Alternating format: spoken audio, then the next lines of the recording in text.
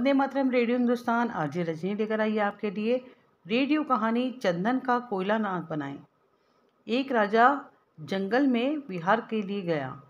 शिकार का पीछा करते करते वह राह भटक गया। घने जंगल में जा पहुंचा। रास्ता साफ ना दिखाई पड़ता था, कोई साथ भी नहीं था और रात हो गई। जंगल के हिंसक पशु दहाड़ने लगे।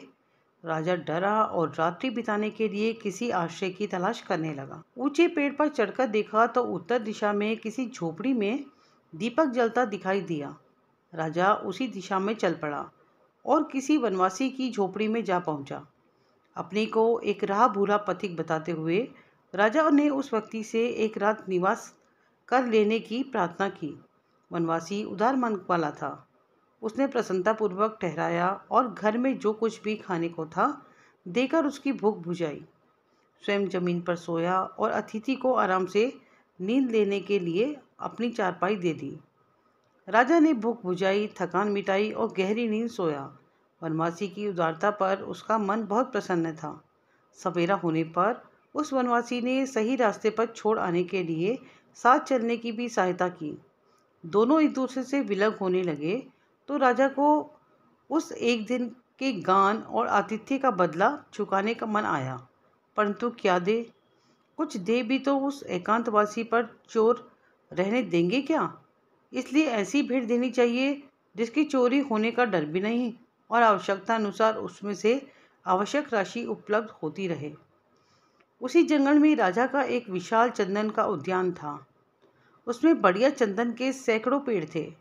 राजा ने अपना पूरा परिचय वनवासी को दिया और अपने हाथ से लिखकर उसे चंदन उद्यान का स्वामी बना दिया। दोनों संतोषपूर्वक अपने अपने घर चले गए। वनवासी लकड़ी बेचकर गुजारा करता था। इसने लकड़ी का कोयला बनाकर बेचने में कम श्रम पड़ने तथा अधिक पैसा मिलने की जानकारी प्राप्त कर ली थी। वही रीति नीति अपनाई। पेड़ अच्छे और बड़े थे, आसानी से कोयला बनने लगा। उसने एक के बजाय 2 फेरी निकट के नगर में लगानी आरंभ की ताकि दुगनी आमदनी होने लगे। वनवासी बहुत प्रसन्न था। अधिक पैसा मिल जाने पर उसे अधिक सुविधा सामग्री खरीदनी आरंभ कर दी और अधिक शौक मौज से रहने लगा। 2 वर्ष में चंदन का पूरा उद्यान कोयला बन गया। एक ही पेड़ बचा। एक दिन वर्षा होने से कोयला तो बन न सका। कुछ प्राप्त करने के लिए पेड़ से एक डाली काटी और उसे ही लेकर नगर गया। लकड़ी में से भारी सुगंध आ रही थी। खरीदारों ने समझ लिया कि यह चंदन है। कोयले की तुलना में 10 गुना अधिक पैसा मिला। सभी उस लकड़ी की मांग करने लगे। कहा कि भीगी लकड़ी के कुछ कम दाम मिले हैं, सूखी होने पर उसकी और भी अधिक कीमत देंगे। वनवासी पैसे लेकर लौटा और मन ही मन विचार करने लगा, यह लकड़ी तो बहुत कीमती है। मैंने इसे कोयला बनाकर बेचने की भारी भूल की। यदि लकड़ी काटकर बेचता रहता तो कितना धनाढ्य बन जाता और इतनी संपदा इकट्ठी कर लेता जो पीढ़ियों तक काम आती।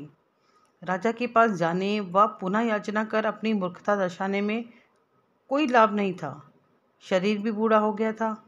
कुछ अधिक पुरुषार्थ करने का उत्साह नहीं था। झाड़ियाँ काटकर कोयले बनाने और पेट पालने की वही पुरानी प्रक्रिया अपना ली और जैसे तैसे गुजारा करने लगा। मित्रों, मनुष्य जीवन चंदन उद्यान की तरह है। इसकी एक एक टहनी असाधारण और मूल्यवान है। जो इसका सदुपयोग कर सकें वे धन्य होंगे। जिन्होंने आलस दिखाया वे वनवासी की तरह ही पछताएंगे। बने रहें हमारे साथ रेडियो हिंदुस्तान पर। सबको सिखाएं पेड़ लगाएं, सबको सिखाएं जल बचाएं।